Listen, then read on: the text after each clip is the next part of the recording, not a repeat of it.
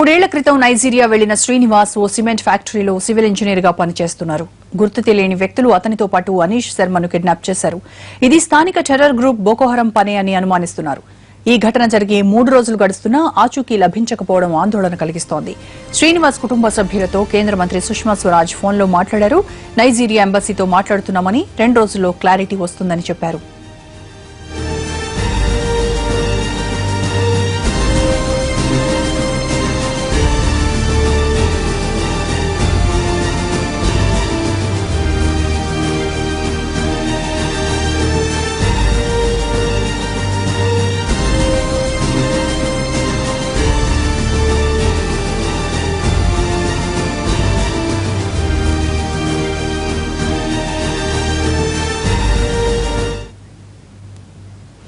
నైజీరియాలో 3 రోజుల క్రితం కిడ్నాప్ అయిన విశాఖవాసి ఆచూకీ ఇంకా దొరకలేదు. దీనిపై స్పందించేందుకు బంధువులు, కుటుంబ సభ్యులు నిరాకరిస్తున్నారు.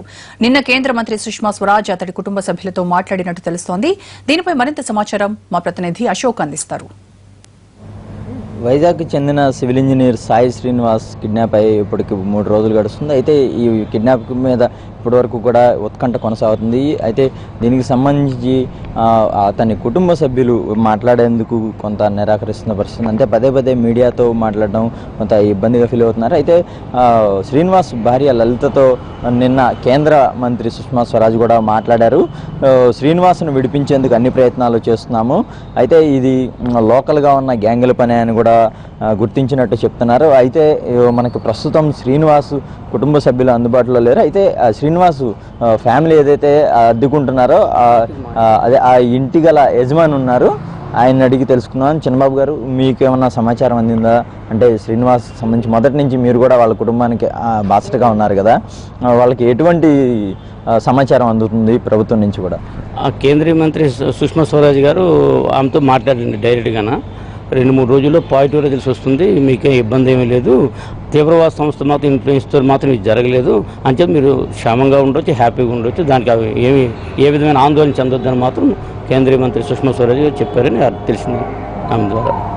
అయితే మనం చూడొచ్చు, అంటే శ్రీనివాస్ ఫ్యామిలీతో ఆల్రెడీ కేంద్ర మంత్రి మాట్లాడారు. అయితే ఇప్పటికే 3 రోజులు అయిన కిడ్నాప్ మీద ఈ ఉత్కంఠ కొనసాగడంతో ఆవిడ కూడా ఇక్కడ జిల్లా కలెక్టరు, అలాగే లోకల్గా పోలీస్ కమిషనరు, అలాగే స్థానికంగా ఉన్న బీజేపీ ఎంపీ హరిబాబును కూడా కలిశారు.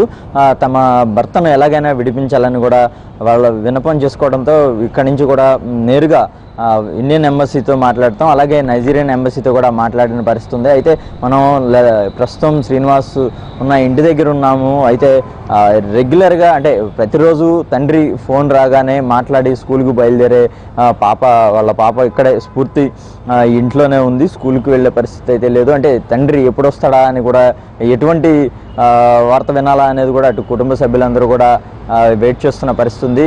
అయితే ప్రధానంగా పదే మీడియాతో మాట్లాడేందుకు కూడా వాళ్ళకు కొంత ఇబ్బందిగా ఉండటంతో నిరాకరిస్తున్న పరిస్థితి ఉంది. ఏదైనప్పటికీ కూడా ఇప్పటికే 3 రోజులుగా శ్రీనివాస్ కిడ్నాప్కి సంబంధించి ఒక క్లారిటీ రాకపోవడంతో అటు ప్రభుత్వం ప్రయత్నిస్తున్నప్పటికీ కూడా ఇటు కుటుంబ సభ్యులు తీవ్రంగా ఎదురు చూస్తున్న పరిస్థితి ఉంది. మొత్తానికి విశాఖలోని సాయి శ్రీనివాస్ ఇంటి వద్ద కొంత గంభీరమైన వాతావరణం ఉందని చెప్పుకోవచ్చు. ఇది కూడా నా తాజా పరిస్థితి. కెమెరా పర్సన్ శివతో అశోక్, NTV, విశాఖపట్నం.